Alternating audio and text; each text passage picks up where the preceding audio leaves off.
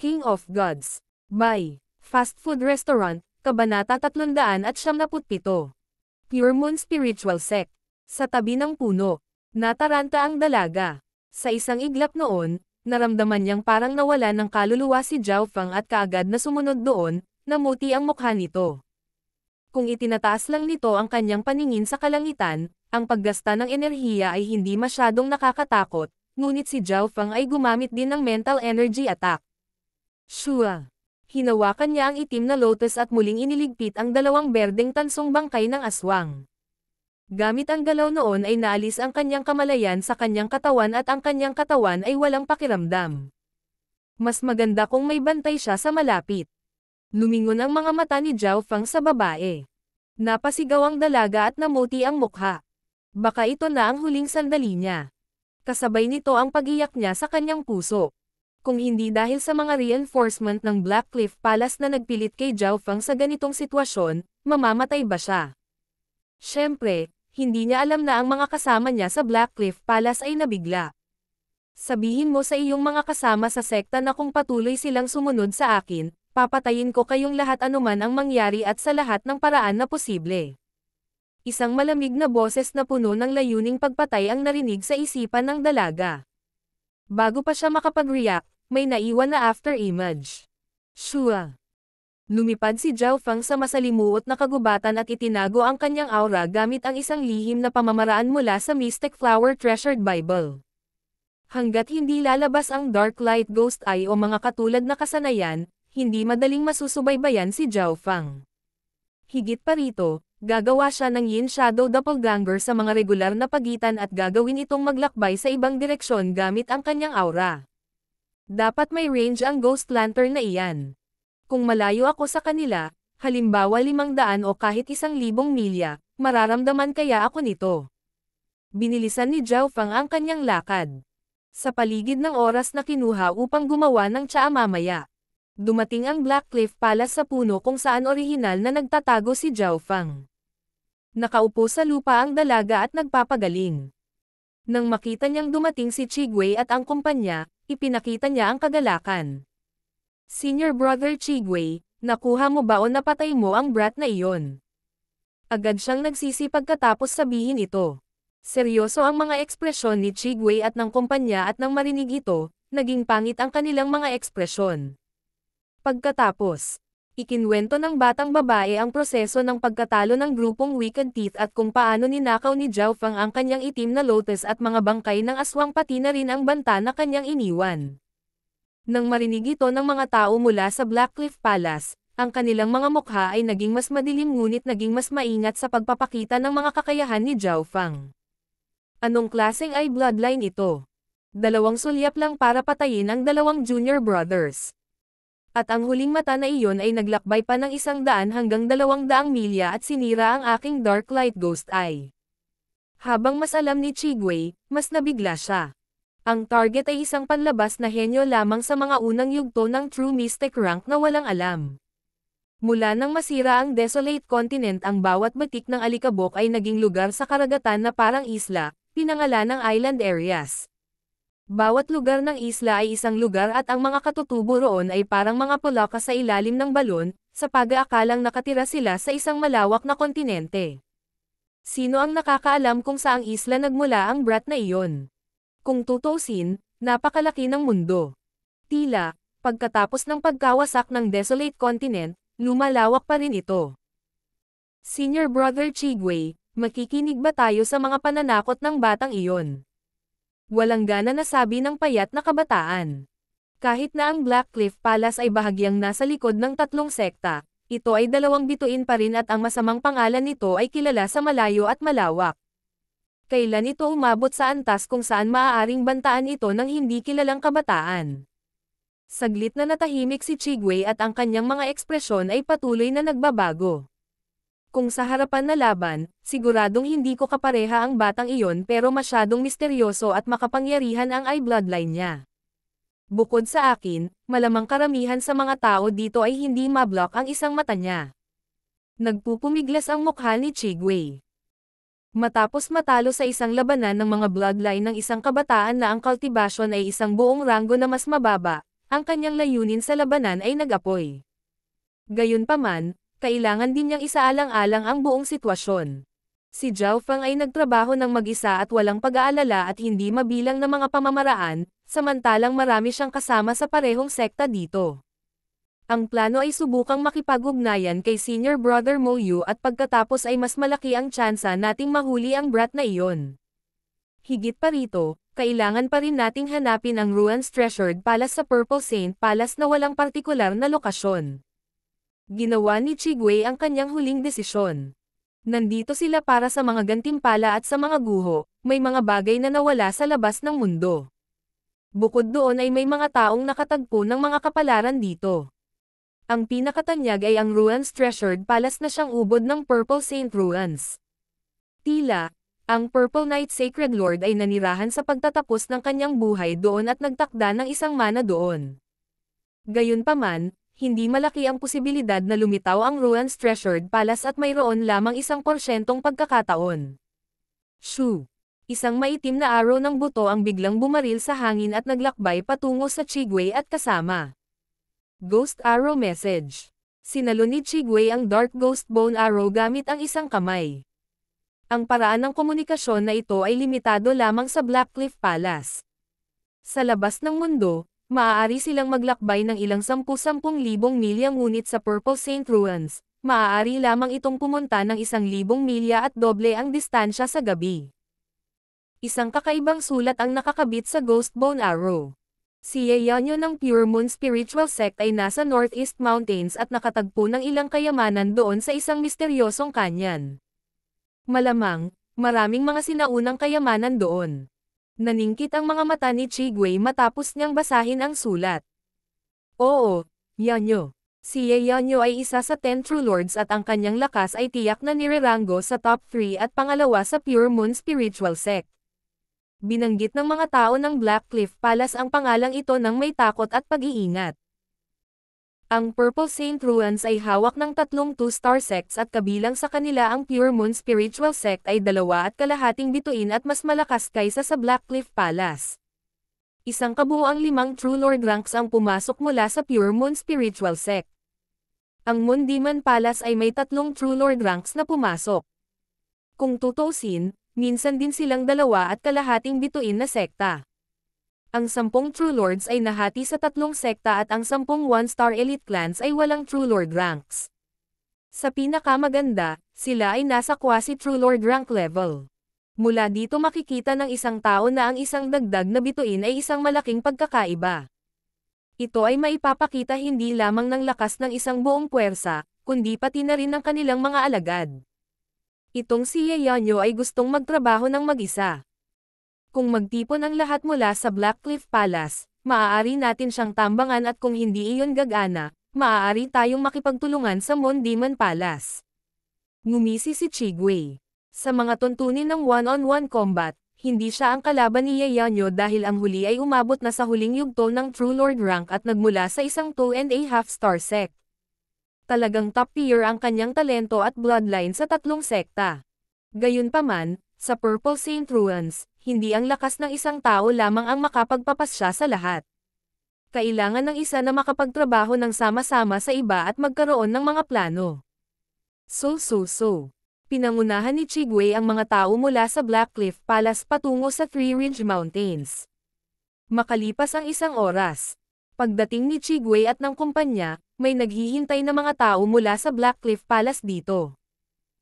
Senior Brother Chigwei, ang misteryosong kanyan ay naroon pero napakatuso at umiihip ng kakaibang hangin buong araw.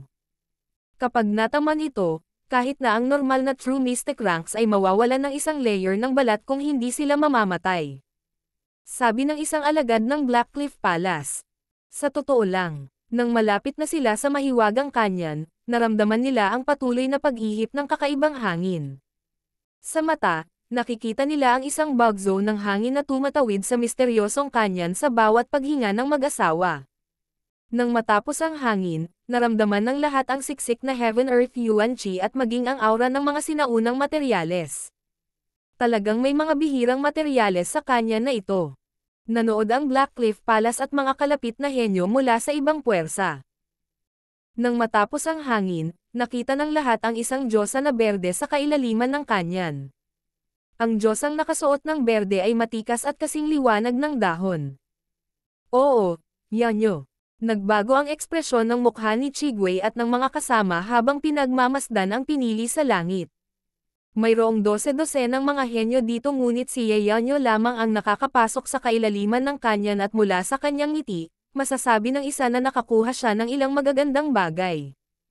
Binuksan ni Chigwei ang kanyang black wicked eye at siniyasat si Yanyo nang matapos ang hangin. Gaya ng inaasahan, hawak ng babaeng ito ang ilang mga sinaunang materyales sa kanyang kamay. Ang bawat isa sa kanila ay nagkakahalaga ng isang lungsod kapag naibenta sa labas ng mundo. Meow meow. Isang maliit na maitim na kulay abo na pusa na kasing laki ng palad ang nakayakap sa mukha ni Yanyo. Naramdaman ni Chigwei na may mali. Hindi pa niya nakita ang pasang ito kasama si Yanyo. Ang hitsura at lakas ni Yanyo ay sikat sa mga isla ng Tianlo, at sino ang nakakaalam kung gaano karaming mga henyo ang nag-isip sa kanya bilang ang diyosa sa kanilang mga panaginip. At ngayon ang maliit na pasang ito ay minahal ni Yanyo. Sapat na ang ganoong close contact sa kanya para mamula sa selos ang mga mata ng mga henyong humahabol sa kanya. Ang kakaiba kay Chigwei ay ang kakaibang maliit na pusa ay tumingin pa sa kanya ng mapaglarong tingin. Meow meow. Ang kakaibang maliit na pusa ay naghagis ng ilang lumang barya sa hangin na parang manghuhula. Munting pusa, ano pa ang nahanap mo? Isang masayang ngiti ang ipinakita ni Yanyo habang marahang hinahaplos ng kanyang mga daliri ang balahibo sa ulo ng maliit na magnanakaw na pusa. Mula nang makilala niya ang munting pasang ito, nakilala niya ang kapalaran saan man siya magpunta at maayos ang kanyang landas at natagpuan pa ang misteryosong kanyan na ito. Ang pinakamahalagang bagay ay ang maliit na pusa na ito ay matalino, at nagustuhan niya ito. Meow meow. Nagpakita ang maliit na pasang magnanakaw ng isang kaaya-ayang ekspresyon at pagkatapos ay tumuro sa isang tiyak na direksyon. Maya-maya sa direksyon na itinuro ng maliit na magnanakaw na pusa, nagsimulang gumalaw ang Heaven Earth Yuan Chi habang tinatanggap nito ang isa pang kamanghamanghang henyo sa True Lord rank. King of Gods, Kabanata 378. Kanyan. Sa Purple Saint Ruins, sa isang sulok sa tabi ng bundok. Biglang huminto ang figure ni Zhao Feng nang maramdaman niya ang koneksyon sa kabilang panig ng kanyang blood pack.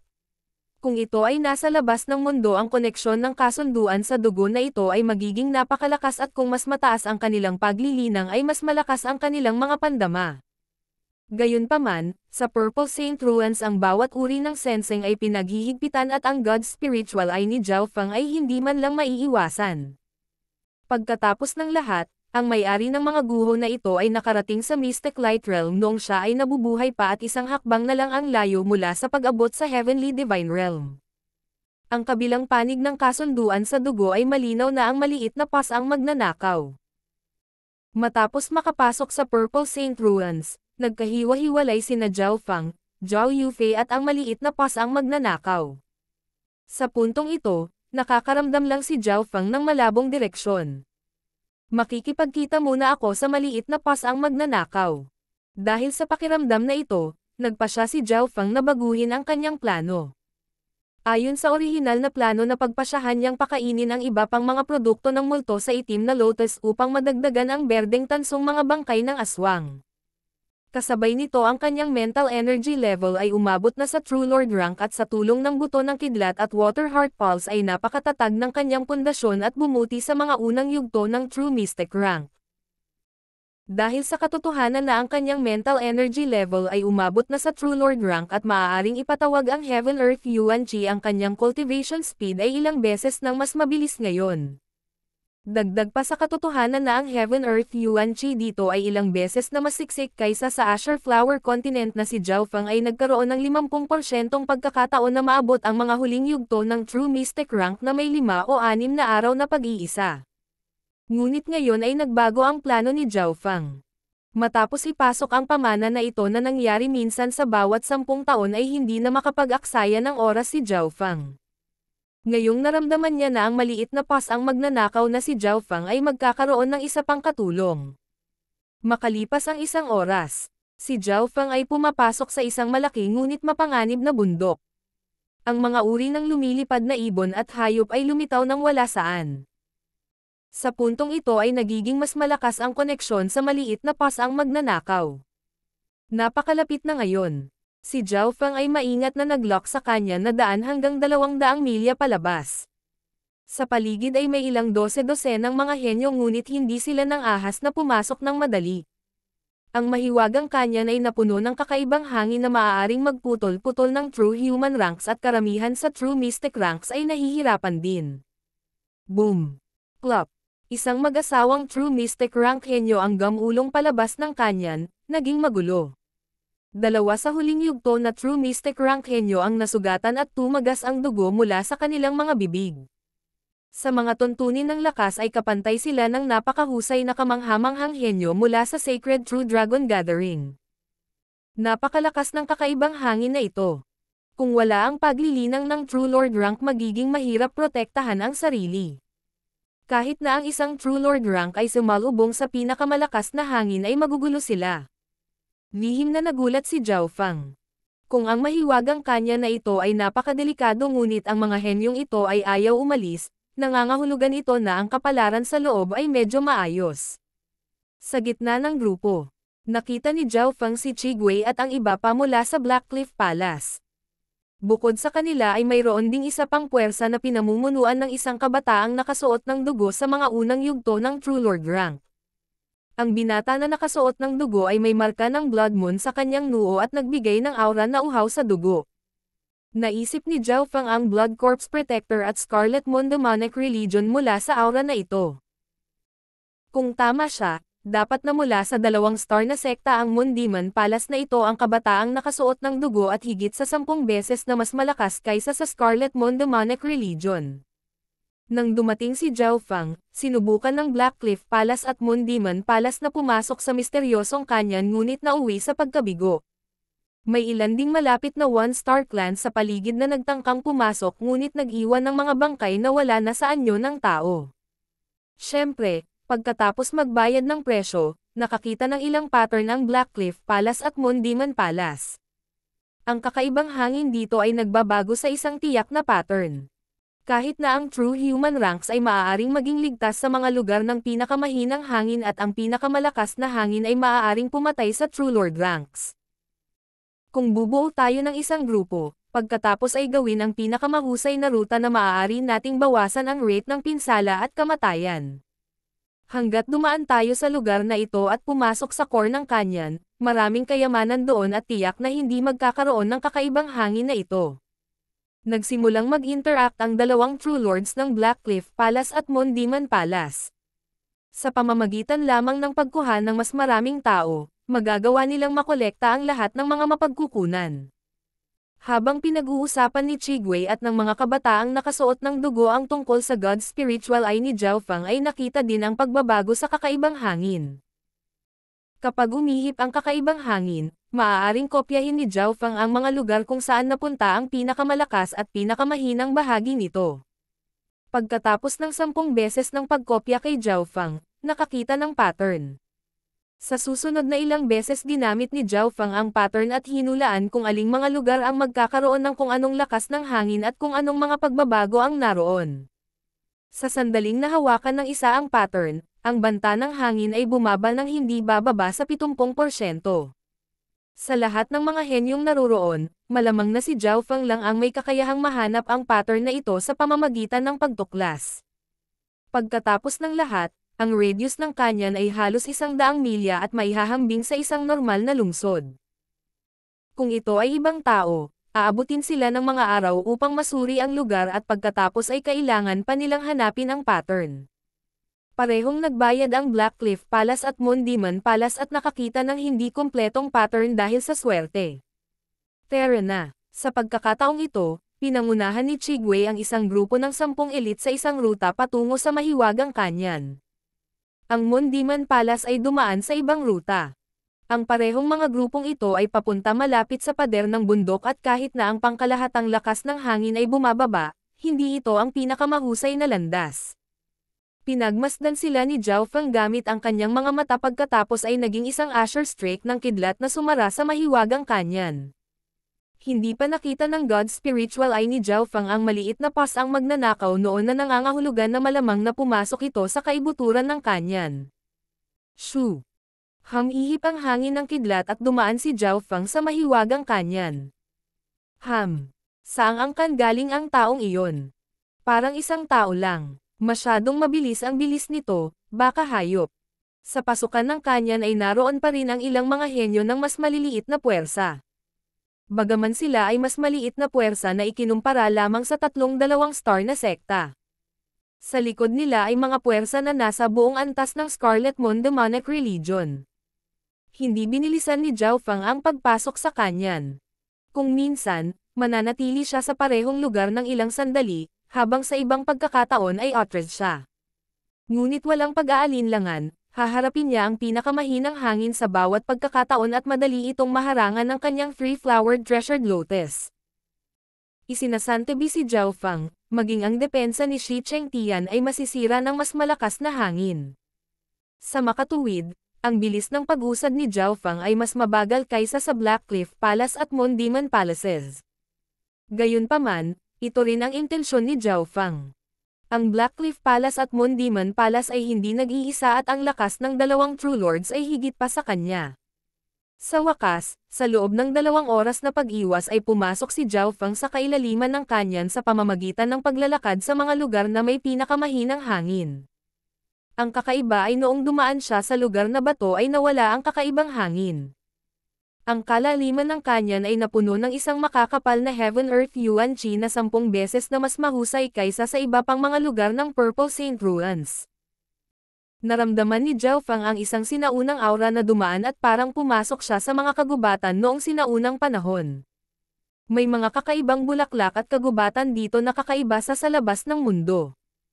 Ang isang puno ay umabot na sa 100 yarda at ang mga sanga nito ay umaabot ng milya-milya, halos kasing laki ng isang nayon. Ang bawat bulaklak at kahoy dito ay labis na naiimpluwensyahan ng makakapal na Heaven-Earth Yuan Qi at halos lumampas sa mga limitasyon ng mga normal na halaman. Sa madaling sabi, ang bawat piraso ng kahoy o dumi dito ay maaaring ibenta ng daan-daan o libu-libong primal na kristal na bato. Literal na napuno ng lamig ang lugar na ito.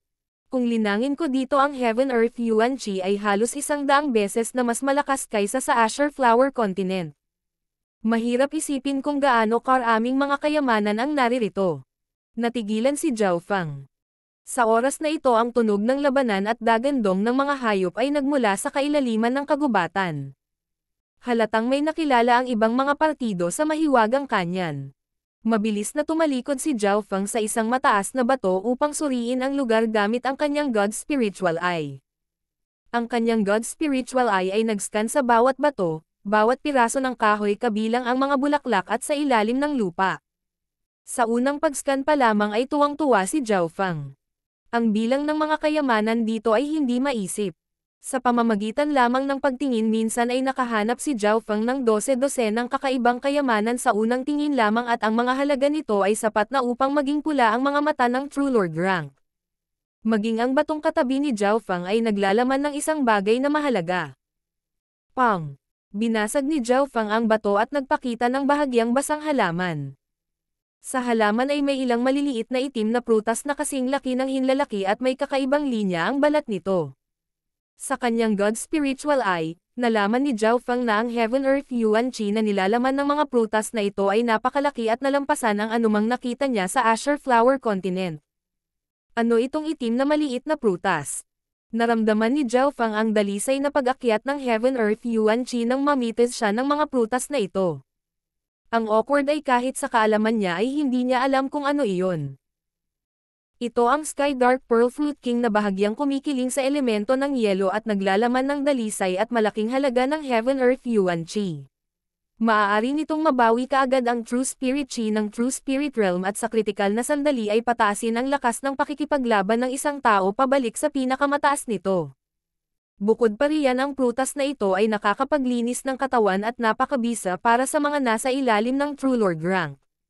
Sa iyong kasalukuyang estado, Ang isang prutas lamang ay maaaring magbigay sa iyo ng higit sa 50% pagkakataong tumaas ng isang maliit na antas. Ang casual ngunit nakakaakit na boses ng isang babae ay umalangaw mula sa pader ng bundok sa likod.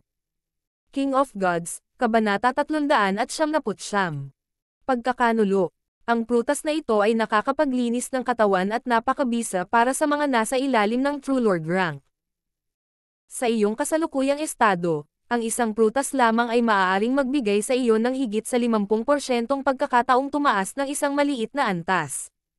Nanlamig ang figure ni Zhao Fang, at nagsimulang lumitaw ang malamig na pawis sa kanyang likod. Kahit na ang boses ng babae sa likod ay napakasarap pakinggan at nasagot ang kanyang tanong, hindi niya naramdaman ang babae at nasa loob ito ng ilang dosenang yarda mula sa kanya. Siyempre, ito ay maaaring dahil sa wala siyang layuning pumatay o kaya niyang kontrolin ang sarili. Kasabay nito, isang pamilyar na aura ang lumitaw sa malapit. Lumingon si Zhao Fang at tumingin sa babaeng naka-green na parang walang mali. Meow meow. Ang maliit na pas ang magnanakaw ay umupo sa batang babae na nakasuot ng berdeng balikat at tuwang-tuwa na tumingin kay Zhao Fang. Maliit na pas ang magnanakaw. Tumalon ang puso ni Zhao Fang habang marami siyang iniisip. Ang loob ng mahiwagang kanyan ay hindi maliit, at ang lupain ay komplikado. Halatang-halata na siya ang pakay ng dalaga sa pamamagitan ng paggaling sa likuran. Ang solusyon ay alam ng lahat. Kung wala siyang tulong ng maliit na pas ang magnanakaw, paano ito magiging napakadali? Siniyasat ng berdeng nakadamit na Diyosa si Zhao Fang. Ikaw ang may-ari ng maliit na pusa. Hindi ka kabilang sa alinman sa tatlong puwersa ngunit nakapasok sa Purple Saint Ruins. Kawili-wili. Kumislap ang mga mata ni Zhao Fang. Ang cultivation ng babaeng ito ay umabot na sa huling yugto ng True Lord rank at mas malakas pa kaysa kay Chigwei. Siya ay malamang na nasa labas ng kanyang limitasyon. Mahuhulaan ni Zhao Fang ang kanyang pagkakakilanlan. Nang makapasok na siya sa kanya ng pangalang Yeyanyo ay binibigkas ng may paggalang o pagmamahal. Munting pas ang magnanakaw, bakit mo ako pinagtaksilan? Kailan ba kita ginawang masama? Si Zhao Fang ay hindi nag-abala kay Yeyanyo at malamig na sinabi sa maliit na pas ang magnanakaw.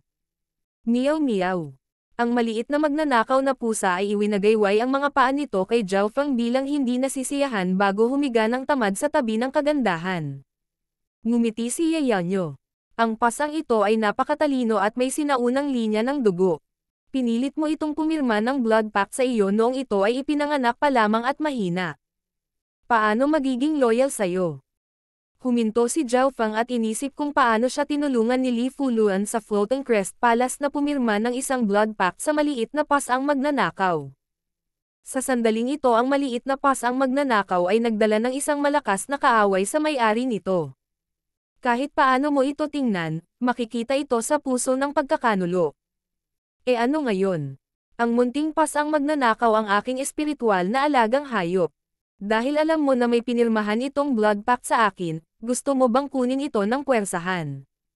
Malamig na tumawa si Zhao Fang. Napakalakas ng blood pact at kayang kontrolin ang buhay o kamatayan nito.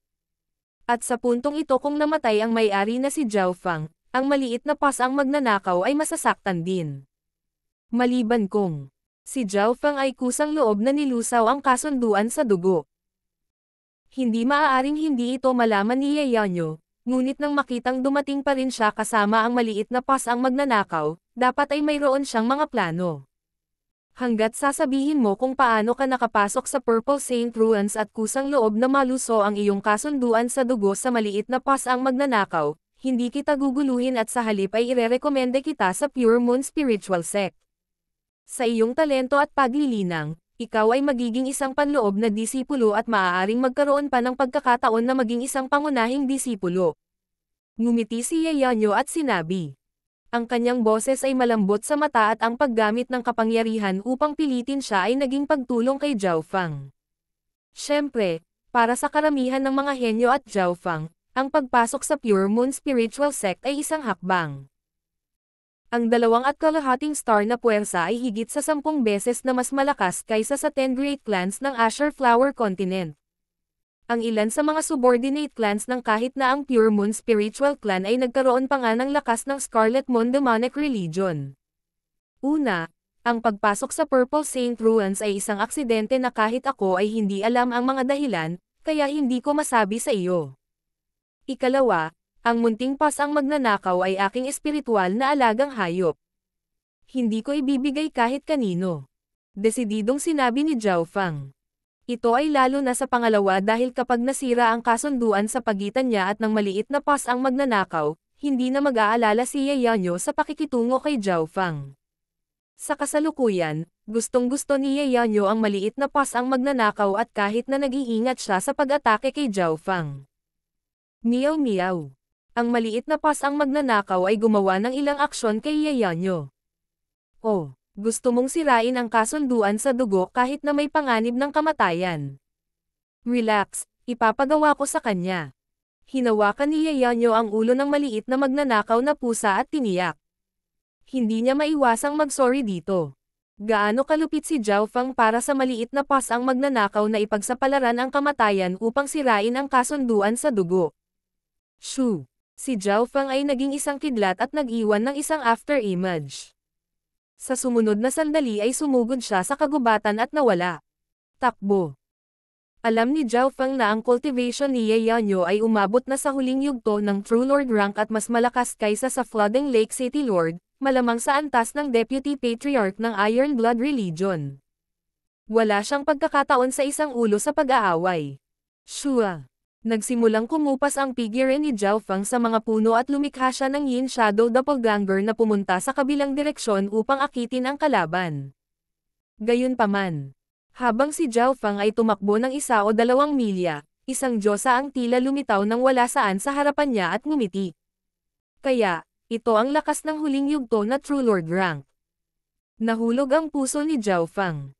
Kinagat niya ang kanyang mga ngipin at nagpadala ng bulaklak ng yelo at kidlat patungo sa kinaroroonan ni Ye Yanyo. Huwang! Ang mga kalapit na kagubatan ay nawasak at nasunog. Nanlamig ang ekspresyon ni Zhao Fang bago pa man tumira ang alikabok. Nakatayo pa rin si Ye Yanyo sa isang puno at binalot siya ng liquid barrier. Hindi lamang siya ganap na hindi nasaktan, maging ang lahat ng mga puno at dahon ay nandoon lahat. Ang paglipat na iyon noon ay maihahambing sa antas ng napakahusay na kamanghamanghang henyo. Nagulat si Zhao Fang. Mukhang nasiyahan si Ye Yanyo sa ekspresyon ni Zhao Fang. Shua! Nag-iwan si Ye Yanyo ng after-image sa likod ng puno. Hindi maganda. Kikilos na sana si Zhao Fang ngunit isang payat na kamay ang humawak sa kanyang balikat. Ang isang alon ng True Spirit Chi na kasing laki ng karagatan ay agad na tinatakan ang True Spirit Chi sa loob ng kanyang katawan. Meow meow. Ang maliit na pas ang magnanakaw ay itinapon ang Mystic Snake Blood Whip at banihag si Zhao Fang na may isang mapanoksong ngiti. Kamusta ang suggestion ko dati? Napangiti ng mahina si Ye Yanyo. Walang paraan. Mapagpasyahang sinabi ni Zhao Fang. Kung gagamit ka ng dahas, dadalhin ko rin ang maliit na pas ang magnanakaw sa aking libingan. Kahit na ano si Zhao Fang at ang maliit na pas ang magnanakaw ay nagkaroon ng kasunduan sa dugo at kapag napirmahan na ito ay nasa kamay ng may-ari nito ang buhay at kamatayan ng espiritual na alagang hayop. Pwede kang humingi ng kahit anong gusto mo basta wag lang sobra. Siyempre, hindi kita papakawalan bago mo masira ang blood pack. Naramdaman ni Ye Yanyo na sumakit ang kanyang ulo. Naipakita na niya ang kanyang lakas at hindi man lang makalaban ang kalaban. Gayunpaman, si Zhao Fang ang may killing card ng blood pact at ang pinakamasama ay maaari siyang magpakamatay. Anong gusto ko? Naramdaman ni Zhao Fang ang paggalaw ng kanyang puso, mukhang maganda ang negosasyon at nakitang gumalaw si Zhao Fang, nagpakawala ng hininga si Ye Yanyo. Lahat ng bagay sa mundong ito ay may presyo, kabilang ang mga espiritual na alagang hayop. Hanggat nagtakda si Zhao Fang ng presyo, maniniwala si Ye Yanyo. Una, kailangan mong ibigay ang aking kaligtasan at huwag paghigpitin ang aking kalayaan tulad ng pagtatatak sa aking True Spirit Chi o paggapos sa aking mga paa. Pangalawa, ang nakukuha ko sa mga guho ay sa akin. Kung kailangan ko ng tulong mo tutulungan mo ako. Pangatlo, pagkatapos nating lisanin ang mga guho kailangan mo akong gawing disipulo ng Pure Moon Spiritual Sect. Hiniling ni Zhao Fang ang kanyang mga kinakailangan. Agad namang pumayag si Ye Yanyo sa una. Sa kanyang mga mata ay hindi makakatakas si Zhao Feng sa kanyang mga daliri. Hindi ko hihigpitan ang iyong kalayaan, ngunit hindi ka maaaring umalis sa loob ng 3 milya mula sa akin. Sabi ni Ye Yanyo. Pumayag din siya sa pangalawa ngunit sinabi lang niyang tutulungan niya si Zhao Feng ng 3 beses. Para naman sa mga reward kung si Zhao Feng ang nakakuha ng mga ito ng mag-isa ay hindi siya makikialam. Halimbawa, ang Sky Dark Pearl Fruit King ay kay Zhao Feng. Ang pangatlo ay ang gusto rin niya. Si Zhao Feng ay pumasok sa Purple Saint Ruins na kakaiba at kailangan ng mga elder ng sect na mag-imbestiga. Higit pa rito, kapag si Zhao Feng ay nasa kamay ng mga elder, marahil ang kasunduan sa dugo ay madali ring malulutas. Sa oras na iyon ay magkakaroon ng kalamangan si Ye Yanyo. Sa wakas, sisirain ko lang ang kasunduan sa dugo kung gagawin mo ang lahat ng mga gawain at payag ang maliit na pas ang magnanakaw. Sinabi ni Zhao Feng na ang kanyang mga kinakailangan at si Ye Yanyo ay sumang-ayon ngunit gumawa ng bahagyang pagsasaayos. Munting magnanakaw na pusa, bitawan mo ang dati mong may-ari. Ngumiti si Ye Yanyo at sadyang idiniin ang salitang nakaraan. Walang ekspresyon si Zhao Feng nang ilabas ni Ye Yanyo ang selyo sa kanyang True Spirit Chi at agad na umalis si Zhao Feng pagkatapos mabawi ang kanyang kalayaan. Kahit na ang iyong bilis ay hindi masama, wala kang pagkakataon laban sa akin. Nagbabala si Ye Yanyo. Hindi na nag-abalang sumagot si Zhao Feng at bumalik sa bundok at umupo. Gayunpaman, pagkatapos ay kinuha niya ang Sky Dark Pearl Fruit King. Anong ginagawa mo? Napahinto si Ye Yanyo. Pupunta ako sa pag-iisa. Kinain ni Zhao Feng ang Sky Dark Pearl Fruit King at ipinikit ang kanyang mga mata para magtanim. Pag-iisa. Tulad ng sinabi mo dati, mayroon akong 50% pagkakataong maabot ang huling yugto ng True Mystic Rank sa pamamagitan ng pagkain nitong Sky Dark Pearl Fruit King at ikaw. Paprotektahan ako. King of Gods, Kabanata 400. Pambihirang tagumpay. Ayon sa pangakong tutulungan ni Ye Yanyo si Zhao Feng ng 3 beses at nang walang pag-aalinlangan, ginamit ni Zhao Feng ang isa sa mga pagkakataon upang madagdagan ang kanyang lakas. Bagamat ang misteryosong kanya na ito ay puno ng panganib at maraming mga henyo sa paligid, sino ang maglalakas loob na lumapit sa huling yugto ng True Lord rank dito? Sige, babantayan kita. Nagalit si Ye Yanyo ngunit nakita niyang nakakatawa ito sa parehong oras at isang mapanoksong ngiti ang lumitaw sa kanyang mukha. Sa kanya ay hindi mahalaga kung si Zhao Feng ay nasa maagang yugto o huling yugto ng True Mystic Rank. Hanggat sinubukan niya ay hindi makalaban si Zhao Feng. Ang pagkakaiba sa pagitan ay masyadong malaki. Wala sila sa parehong antas. Sa makatuwid, kung maabot ni Zhao Feng ang huling yugto ng True Mystic Rank o maging ang peak stage ng True Mystic Rank Ye Yanyo ay hindi tatutol. Maliban na lang kung si Zhao Feng ay makakapasok sa True Lord rank, magdadala lamang iyon sa kanya ng kaunting problema. Alam ni Zhao Feng kung ano ang iniisip ni Ye Yanyo kaya't hiniling sa kanya na tulungan siyang protektahan siya habang siya ay nakalusot. Ipinikit niya ang kanyang mga mata habang ang enerhiya mula sa Sky Dark Pearl Fruit King ay pinakawalan at isang purong surge ng enerhiya ang umiikot sa kanyang katawan. Ayon kay Ye Yanyo, si Zhao Feng ay may 50% na pagkakataong makalusot pagkatapos kumain ng Sky Dark Pearl Fruit King at ito rin ang conclusion ni Zhao Feng. Sa katotohanan, ang pagkakaiba sa pagitan ng maaga at huling mga yugto ng True Mystic Rank ay medyo malaki at ang mga normal na eksperto sa Asher Continent ay aabutin ng 10 taon sa kapaligirang iyon. Gayunpaman, ito ay ang Purple Saint Ruins at ang Heaven Earth Yuan Chi sa Purple Saint Ruins ay higit sa 10 beses na mas dalisay kaysa sa Asher Flower Continent. Higit pa rito, ang kanya na ito ay napakaluma, at ang Heaven Earth Yuan Chi dito ay 10 beses na mas mataas kaysa sa iba pang mga lugar ng Purple Saint Ruins. Nangangahulugan ito na si Zhao Feng ay nasa isang cultivating environment ng 100 beses na mas mabilis kaysa sa Asher Flower Continent. Ito pa lang ang unang punto. Pangalawa, ang Water Heart Pulse na kinain ni Zhao Feng ay nagpapataas ng kanyang pundasyon at paglilinang. Pangatlo, si Zhao Feng ay may mental na enerhiya ng isang True Lord rank at ito ang pangunahing punto. Kapag naabot na ng antas ng enerhiya ng isip ng isang tao ang True Lord rank, maaari nilang ipatawag ang Heaven Earth Yuan Chi at pinayagan nito si Zhao Feng na tumaas ng mabilis sa cultivation. Sa pamamagitan lamang ng pagkakaroon ng mental energy level ng True Lord rank kaya kung lubos na maa-absorb ang Sky Dark Pearl Fruit King o kung hindi ay tatagas lang ito. Si Zhao Feng ay naging mas maingat kay Ye Yanyo nang maisip niya ito. Ang pagdaragdag sa mga salik na ito ay mayroon lamang si Zhao Feng ng 50% pagkakataon at nangangahulugan ito na nakita ni Ye Yanyo na si Zhao Feng ay may mental energy na isang True Lord rank. Ngunit hindi niya dapat makita ang aura ng aking God's spiritual eye at ang selyadong source of true spirit sa loob ng aking katawan na maaari kong sunugin anumang oras. Napaisip si Zhao Feng. Si Ye Yanyo ay nagmula sa isang 2-star na sekta at ang kanyang paglilinang, lakas at kaalaman ay mataas lahat. Bagamat nakita niyang may bloodline si Zhao Feng, hindi niya ito isa-puso. Si Qigui mula sa Black Cliff Palace ay mayroon ding ay bloodline, ngunit hindi ba siya umikot nang makita siya? Makalipas ang 4 na oras, halos na-absorb na ni Zhao Feng ang enerhiya mula sa Sky Dark Pearl Fruit King at ang kreditong ito ay nagmula sa kanyang True Lord rank mental energy.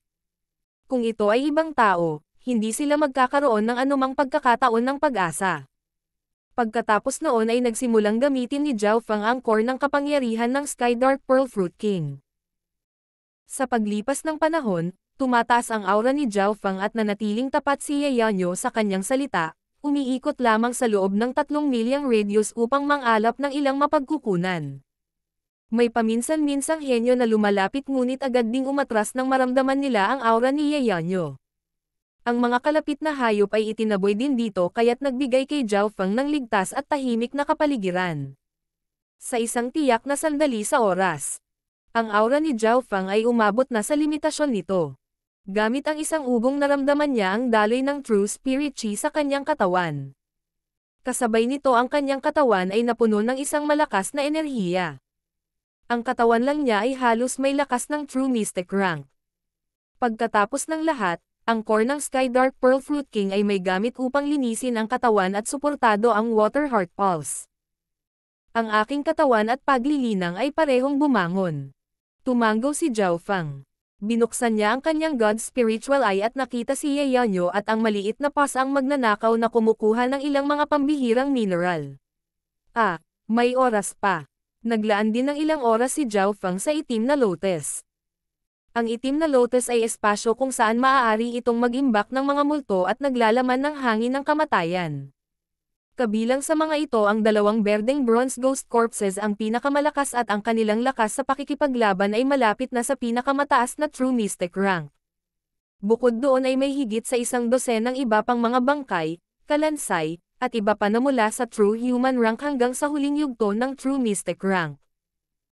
Inilabas ni Zhao Feng ang aura mula sa kanyang God's spiritual eye at ang mga maltong ito ay nanginag sa lupa habang inilalagay ni Zhao Feng ang kanyang mental energy na simbolo sa kanila. Matapos gawin ito ay pinakain niya sila sa 2 berdeng tansong bangkay ng aswang. Ang babae noon ay tiyak na hindi papayag na gawin ito dahil ang hanay ng mga bangkay ng multo ay kayang humawak ng iba't ibang sitwasyon. Gayunpaman, kailangan ni Zhao Feng ng 2 meat shield o bodyguard at sa makatuwid ay hindi na kailangang mag-alala. Dalubhasa si Zhao Feng sa mental energy at hindi niya kailangan ang mga multo ng yin. Ang natitirang mga bangkay ng multo sa loob ng itim na lotus ay agad na kinain at ang 2 berdeng tansong bangkay ng multo ay sumipsip ng hangin ng kamatayan, yin, bangkay at iba pa. Kailangan ko lang ng 1 araw at kalahati para sa 2 berdeng bronze na bangkay ng aswang na ito upang maabot ang pinakamataas na kapangyarihan ng labanan ng True Mystic rank. Tumango si Zhao Feng. Wala na siyang kailangang gawin ngayon. Perpekto sa sandaling ito. Si Ye Yanyo at ang maliit na pas ang magnanakaw ay dumating sa labas kung saan si Zhao Feng ay nag-iisa. Nag-aksaya ako ng maraming oras sa pagbabantay sa iyo. Si Ye Yanyo ay malamig na sumulyap kay Zhao Feng at ang huli ay bumangon at sumunod sa likod ni Ye Yanyo. Nanguna si Ye Yanyo sa harapan patungo sa kailaliman ng kanyan at hindi nag-alala si Zhao Feng na tumakbo palayo. Ang mahiwagang kanyan na ito ay may maraming mga bagay mula sa sinaunang panahon at ang ilan ay wala na sa labas ng mundo. Habang naglalakad si Zhao Feng, ang kanyang God's spiritual eye ay makakahanap ng ilang pambihirang halaman o kayamanan at kukunin niya ang mga ito. Sa simula ay hindi ito pinansin ni Ye Yanyo ngunit pagkaraan ng maraming beses ay napagtanto niya na si Zhao Feng ay nakahanap ng mas maraming kayamanan kaysa sa kanya, isang huling yugto ng True Lord rank at naunawaan kung bakit sinabi ni Zhao Feng na kukunin niya ang lahat ng mga bagay na nahanap niya. Mukhang ang eye bloodline niya ay hindi dalubhasa sa labanan kundi sa suporta at inspeksyon. Hindi ito inilagay ni Ye Yanyo sa puso. Bilang isang napili sa Pure Moon Spiritual Sect, nakakita siya ng maraming henyo na may bloodline ng mata at sa kanila ay marami ang natalo niya. Meow meow. Biglang itinapon ng maliit na paws ang magnanakaw ang mga lumang barya nito sa ere saka tumuro sa isang tiyak na direksyon. Pinandilatan ito ni Zhao Feng. Sa tuwing mangganguna ang maliit na paws ang magnanakaw ay walang magandang kalalabasan. Iniisip kung paano siya nakapasok sa 100 Graves Forbidden Ground noong nakaraang pagkakataon, natakot pa rin si Zhao Feng.